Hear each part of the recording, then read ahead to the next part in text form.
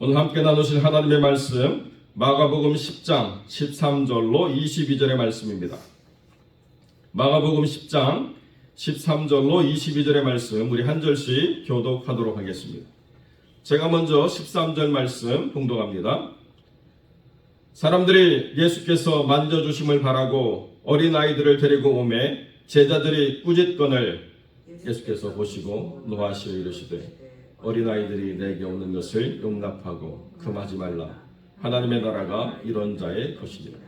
내가 진실로 너희에게 이르노니 누구든지 하나님의 나라를 어린아이와 같이 받들지 않는 자는 결단코 그곳에 들어가지 못하리라 하시고 그 어린아이들을 안고 그들 위에 안수하시고 축복하시니라. 예수께서 길에 나가실새 한 사람이 달려와 꿇어앉아 묻자오되 선한 선생님이여 내가 무엇을 하여야 영생을 얻으리이까? 예수께서 이르시되 내가 어찌하여 나를 선하다 일컫느냐? 하나님 한 분 외에는 선한 이가 없느니라. 내가 계명을 안 하니 살인하지 말라, 간음하지 말라, 도둑질하지 말라, 거짓 증언하지 말라, 속여 빼앗지 말라, 내 부모를 공경하라 하였느니라. 그가 여짜오되 선생님이여 이것은 내가 어려서부터 다 지켰나이다. 예수께서 그를 보시고 사랑하사 이르시되 내게 아직도 한 가지 부족한 것이 있으니 가서 내게 있는 것을 다 팔아 가난한 자들에게 주라. 그리하면 하늘에서 보화가 내게 있으리라. 그리고 와서 나를 따르라 하시니 그 사람은 재물이 많은 고로 이 말씀으로 인하여 슬픈 기색을 띠고 근심하여 가니라. 아멘.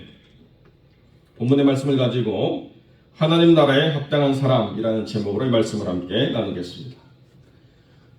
오늘 본문은 주님께서 예루살렘으로 올라가는 길에 만난 그 어린아이들의 사건과 오늘 마가복음에는 그냥 청년으로 나와 있지만 다른 공간복음에 보면 관원이었다, 또 부자였다 이렇게 설명하고 있기 때문에 공무원직을 갖고 있는 그리고 가정적으로도 부유한 한 청년이 주님께 나와서 영생을 얻기 위하여서는 어떤 법을 또 지켜야 됩니까? 라고 하는 질문을 하는 이 두 가지 사건이 함께 기록되어 있는 것을 제가 되어 있습니다.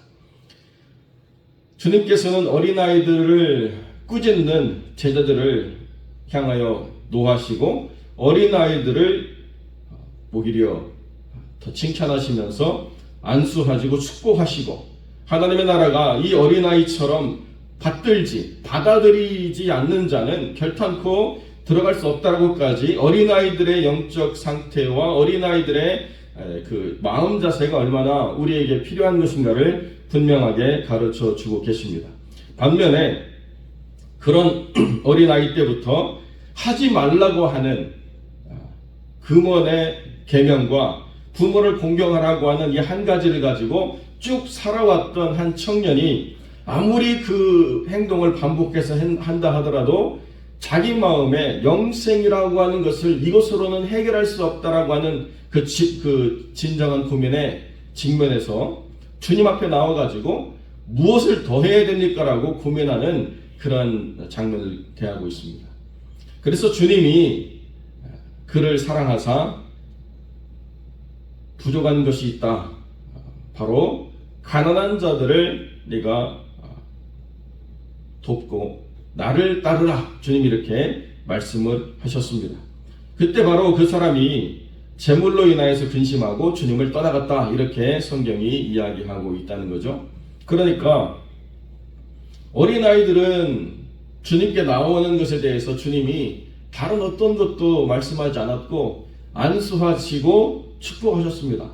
그런데 반면에 어린아이 때부터 말씀대로 살았다라고 하는 이 청년이 주 앞에 나와서 이 반복된 육신의 행위를 가지고 나는 영생을 얻을 수 없을 것 같은데 뭘 해야 됩니까? 라고 하는 질문에는 그를 더 강하게 내밀어서 그 머무름의 자리에서 있지 말고 주를 향하여서 지경을 넓히라 이렇게 주님이 도전하고 계시다는 거죠.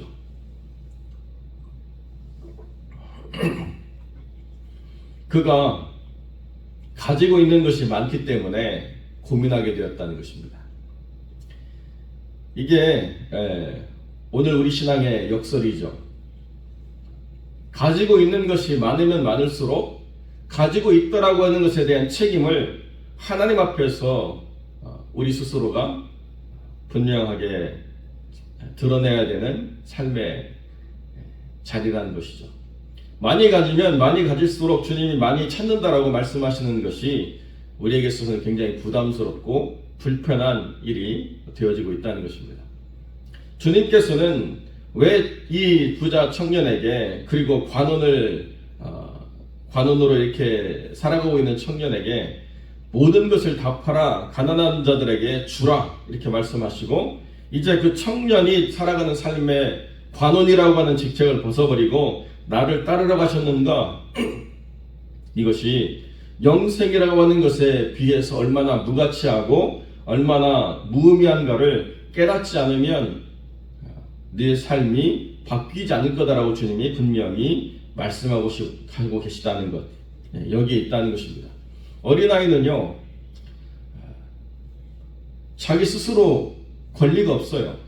특별히 이 예수님 당시에 성인이 되기 전에 어린아이라고 하는 존재는 아무런 권리가 없습니다. 그리고 자기 스스로가 독립적일 수가 없어요. 그래서 재산의 일부처럼 취급받을 정도로 무가치한 존재였습니다.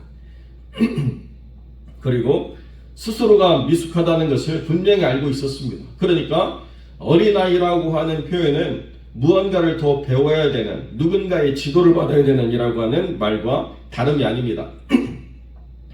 파이디온이라고 하는 것을 통해서 이 어린아이라고 하는 상태는 늘 무언가를 가르쳐주고 훈육하고 무언가를 집어넣어야 될 그런 대상이기 때문에 어린아이와 같다라고 하는 것은 자기의 불완전함을 늘 주께 고백하는 존재라고 이야기해야 될 것이고, 마지막으로 어린아이라고 하는 존재는 지켜야 될 대상이 다른 어떤 것이 아니라 자기 자신이라는 것을 분명하게 인식하고 있다는 것입니다. 자기 소유도 없지요, 자기 명예도 없지요, 자기 지위도 없습니다. 그러니까 지켜야 될 대상이라고 하는 건 오직 나라고 하는 것을 분명히 깨닫는 그런 상태라는 거죠. 그런데 삶을 살아가면서 명예도 얻었습니다, 지위도 얻었습니다, 재물도 얻었습니다. 그리고 나니까 이것들에 대해서 어린아이가 되기가 얼마나 어려운가를 우리가 보게 된다는 것입니다. 복이 뭐냐? 남들보다 많이 가진 게 복이 아니에요. 그 가진 것에 대한 책임을 감당할 수 있는 게 복이에요. 그 복을 우리가 간과한 채 그저 많이 달라고, 그저 많은 것으로 채워주시라고, 그저 높여주시라고, 다른 사람들보다 내가 머리가 될지언정 꼬리가 된다고 하는 것은 복이 아니지 않습니까? 라고 반문하면서 복만 그렇게 바라는데요, 그것이 주어진다라고 해서 과연 복인가 아니면 스스로를 망하게 하는 일인가를 제대로 생각하지 않는다는 것입니다. 어린아이와 같은 심정이 되어서 그 복을 누린다라고 한다면 이것이 하나님의 것이기 때문에 내가 고민할 일이 없다. 하나님께서 나를 채우실 때 내가 이것을 갖고 쌓아두는 존재가 아니라 이것은 누군가를 위해서 나에게 잠시 맡겨두신 것이고 어떤 사역을 위해서 하나님이 잠시 보관하라고 하신 것이다라고 생각하는 것, 이것이 어린아이와 같은 삶의 모습이죠. 그런데 그게 되어지지 않는다는 것입니다. 거기에 쓰임새의 목적을 이해하고 동의를 해야 되고 효율을 따져야 되고 원리가 무엇인가를 살펴야 되고 온갖 것에 대해서 많은 자기 필터링을 통해 가지고 내가 동의할 수 있는 것에만, 그리고 내가 합당하다고 생각하는 것에만 그래야만 내가 하나님과 동의해서 이것을 하나님께 내어드릴 수 있습니다라고 말하는 삶의 모습들을 우리가 가질 때가 참 많다는 거죠. 그러니까 주님이 이 근심하여 갈 수밖에 없는 이 부자 청년의 상태를 정확히 알고 계셨다는 것입니다. 부족한 것이 무엇을 안 하고 머물러 있을 때는요, 아무런 문제가 없다는 것을 우리가 너무나도 잘 알고 있습니다. 무언가를 행하려고 하면 그때부터 우리가 불편함을 느끼게 된다는 거죠. 무언가 하나님의 뜻을 행하려고 하면 하나님의 뜻에 집중하는 게 아니고 그것을 내가 행할 수 있을 거를 자꾸 내가 바라봐요. 내가 이걸 과연 할 수 있을까? 이거 과연 내가 가서 남에게 민폐가 되지 않을까? 이렇게 해가지고 행여라도 내가 못하면 내가 부끄럽지 않을까? 창피하지 않을까? 모든 것이 하나님을 바라보기보다는 내가 이것을 어떻게 행동으로 실현할 수 있는가에 대한 가능성만 보기 때문에 많은 어려움들이 있다는 것입니다. 그러니까 어떻게 해요? 결국 계속 머무르면서 똑같은 후회를 또 한다는 것입니다. 그때 했어야 되는데, 그때 내가 머무르지 말았어야 되는데. 그나마 그때를 후회하고 안타까워하는 마음이라도 가지고 있으면 다행인데요. 이제는 할 만큼 했다. 이제는 나에게 그 해당 사항이 없다. 이제는 젊은 사람들이 해야 되고, 이제는 뭔가 새로운 사람들이 해야 되고, 다 나와는 해당 사항이 없는 일이다라고 생각하는 마음이 들면 더 큰 문제인 것이죠.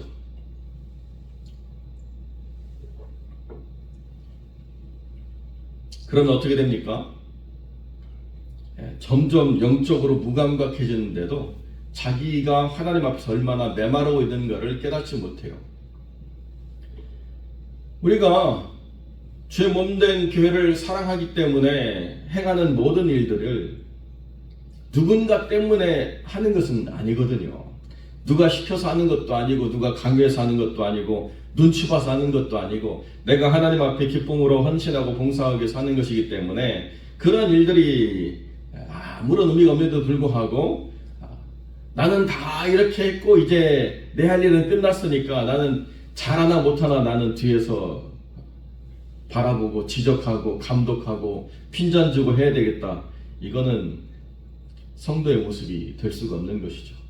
어린아이와는 전혀 가까워지지 못한 삶의 모습이라는 것입니다. 주님께서는 아무런 조건 없이 어린아이들에게 안수하시고 축복을 해주셨습니다. 얼마나 많은 사람들이 주님의 축복과 안수를 받기 위해서 애를 쓰는지 모르는데요. 어린아이들에게는 어떠한 조건도 어떠한 요구도 없이 그저 주님 앞에 나오는 것 자체로 주님이 기뻐하셨다는 거죠. 그런데 삶을 살아가다 보면 우리가 이 세상에서 어린아이가 되어가는 것들을 점점 망각한 채 우리는 마치 많은 것들을 지켰고 많은 것들을 행할 수 있는 능력이 있고 많은 것들을 우리가 버릴 수 있는 뭔가 지위가 있기 때문에 그런 것들을 지켜내야만 하나님 안에서 인정을 받지 않을까라고 하는 생각이 하나님 나라에 합당하지 않음을 깨닫지 못한 채 계속 머물러 있을 때가 있다는 거죠. 사랑하는 성도 여러분, 우리가 이 문제를 어떻게 바라봐야 되느냐? 법을 어기는 행동을 하지 않는 게 의인이 아니에요. 제가 오늘 아침에 새벽에 일어나가지고 여기까지 올 때 신호등 제대로 지켰습니다. 그래도 누가 저를 의인이라고 하지 않습니다. 그건 너무나도 마땅한 거기 때문에. 그러나 의인이라고 하는 것은 뭐냐? 법의 정신을 이해하고 그 지경을 넓혀서 적극적으로 무언가를 행동할 때 의인이라는 거예요. 미국에도 선한 사마리아인법이라고 하는 게 있죠. 누군가가 위급함에 처해 있을 때 그 위급한 상황을 그냥 간과해가지고 지나가는 것은 악하다, 이렇게 판단하는 법이 있습니다. 저도 그런 시간을 경험한 적이 있는데요. 차가 고장이 났습니다. 그래가지고 언덕길을 올라가지 못하고 굉장히 위험한 상황이었는데요. 많은 차들이 지나가는데 어떤 미국 청년이 내려가지고 차를 밀어서 갓길에 세워주고 간 그런 순간이 있어요. 그게 이렇게 커브를 돌면서 올라간 그 언덕길이었기 때문에 자칫 잘못하면 뒤에 있는 차가 저를 들이받아서 큰 사고가 났을 상황인데 그 청년도 위험한데도 갓길에 세워두고 함께 밀어서 이렇게 옮긴 적이 있죠. 누군가의 삶에 그 삶의 지경을 넘어서 한 발을 더 떼고 나가는다는 것이 내 삶에서 왜 유의미한 일이냐라고 이야기할 때 그때 내 삶에서 하나님이 나로 말미암아 내가 누리고 살았던 모든 것이 어떻게 하나님의 뜻과 연결될 수 있는가를 분명히 깨닫는 순간이라는 거예요.